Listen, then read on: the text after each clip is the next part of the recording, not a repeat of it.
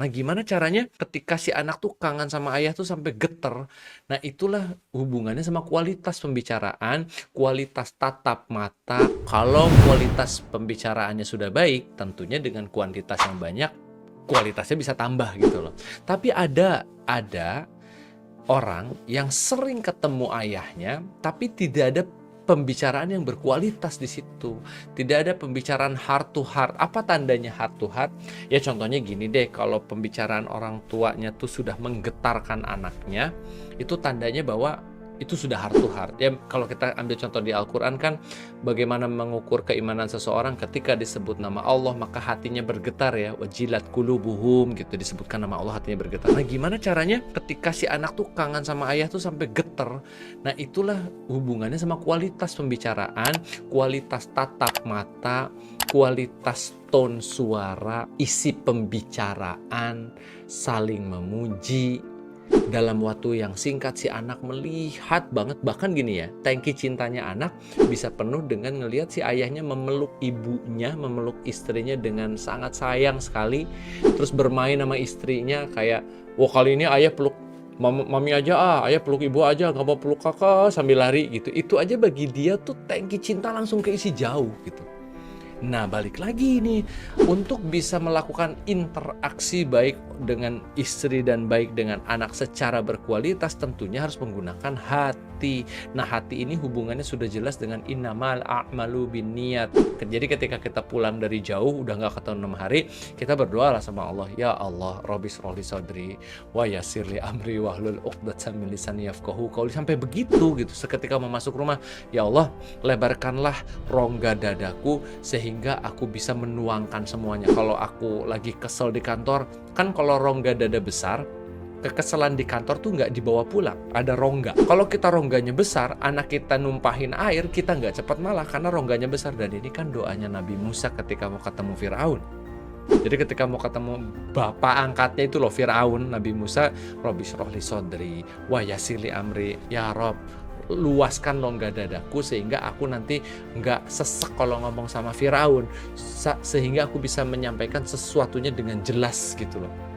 Nah, balik lagi berarti kita ketika kualitas sama anak, tatap matanya tuh, kalau saya pribadi jujur kakak-kakak sekalian, mas-mas sekalian, kami tuh bisa mempelajari hal ini setelah mempelajari kehidupannya Rasul Shallallahu Alaihi Wasallam. Bagaimana setelah membaca di Sirah Nabawiyah, di Syama'il Muhammad, bagaimana mendengar misalnya kisahnya dari Omar Sulaiman ya, bagaimana Rasul berinteraksi sama orang, akhirnya kita jadi nyerap gitu. Oh gitu cara Nabi kita berbicara sama anaknya, berbicara sama istrinya. Itu kita copy, kita paste kepada istri dan anak, itu tangki anak penuh padahal kita ketemunya cuma sedikit. Karena kuantitas tidak menentukan kualitas. Ada yang kuantitasnya luar biasa banyak tapi omongannya kosong. Kosong tok gitu. Jadi harus dibagi juga gitu. Kayak sosial media ya, kalau gampangnya gini Kak. Ada sosial media yang kalau kita lihat di IG kan bapak-bapak senang nonton IG ya. Senang nonton yang receh, iya nggak? Bener nggak? Seneng nonton yang receh, perhatiin aja langsung di reels-reels yang receh yang suka bikin kita ngakak. Oh, saya harus jadi bapak kayak gini depan anakku, kalau pengen anakku ketawa. Ngereceh, garing, dad's joke gitu ya. Dad's joke gitu. Garing aja, garing depan anak, itu si anak cinta sama kita.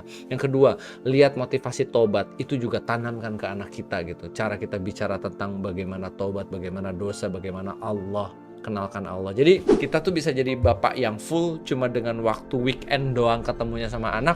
Bayang nggak pas bapak pergi tuh di kepala anak, bapakku lucu, bapakku gaul, bapakku hebat, bapakku nggak pernah marah, bapakku tegas, bapakku meluk ibuku erat sekali, bapakku lembut, bapakku di antara bapak teman-temanku. Ujungnya apa coba? Dia cuma ngomong gini, bapakku di antara bapak-bapak temanku the best. Udah loh. Sisanya urusan Allah masalahnya. Kalau kita udah ikhtiar maksimal, nanti Allah bukakan semua jalan. Wallahi saya tahu seseorang yang dulunya tuh bukan ayah baik ya. Bukan ayah yang baik, saya tahu nih orangnya. Dulunya kacau balau gitu, tapi memperbaiki diri dalam waktu 2 tahun memang tidak instan ya Pak. Memperbaiki diri itu kan gak instan. Tapi kalau nggak mulainya kemarin, ini nggak jadi-jadi nih perbaikan diri nih. Tapi setelah si ayah ini yang saya kenal ini memperbaiki diri, akhirnya si anak sampai ngomong gini ke ayahnya. Dia sampai ngomong gini, ayah gitu, aku tuh diiriin loh sama teman-temanku. Ah, kata ayahnya, kenapa diiriin? Soalnya katanya keluargaku keluarga cemara katanya. Hah, maksudnya keluarga cemara gimana?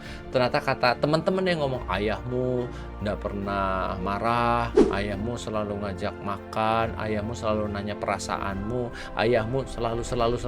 Tahu nggak, berarti Allah Subhanahu wa taala memberikan hikmah kepada si anak, tuh bapakmu the best. Sampai semua temennya iri sama dia. Jadi tugas kita terus memperbaiki diri, terus sehingga kualitas itu muncul di saat-saat bahkan waktu yang sempit ketika ketemu anak. Allahu a'lam bishawab.